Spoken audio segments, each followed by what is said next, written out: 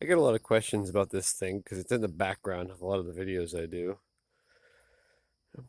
Currently working on a much larger video project that's basically going to be several hours of footage of renovating and rebuilding this whole thing. But this is a Vixen 21 TV. It was, I think, a total of 380 something made. So I figured I'd do a quick video. It's basically an RV, low center of gravity, fiberglass, the Blue Goose. Yeah.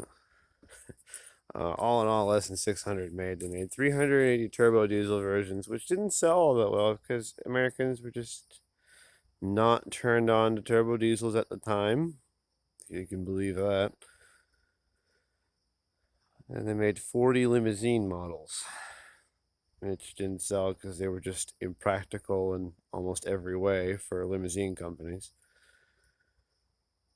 And then they made 280 of these, which were gasoline. 260. I can't remember. 360 diesel, 280 gas jobs, something like that. Can't remember. 4.3 gas job powered these. This was the last model they made them. They still just didn't quite catch on. And it was kind of a custom RV, you know, custom RV project. Vixen was a subsidiary of BMW. There's a lot of cool things about them. Now, one would imagine that information on them would be hard to acquire, even with the internet, because they've made so few of them. And that that was true. It would be true if we didn't have this, you know, which is a pretty standard owner's manual. All your fluid information and what each button and gadget and whirligig does. This quite literally takes you from the ends of your axles to the inner transmission and clutches and everything.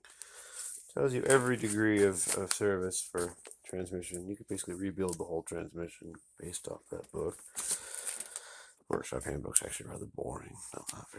Nothing cool there. This was, I believe, something assembled by the engineers who made this, the team who made it. It was basically like kind of how they make like expensive Italian cars. It was, I imagine, a 5 or 7 man team of engineers. We have, the original hand-drawn schematics to work off of, and anytime something was changed, it was noted. Part numbers. This is 30 or 40 years of someone documenting their repairs, into the information. That's basically every little detail, but every little wire that runs through it. So, I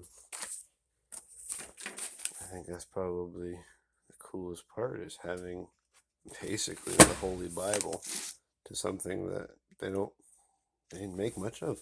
Very little information out there about them. So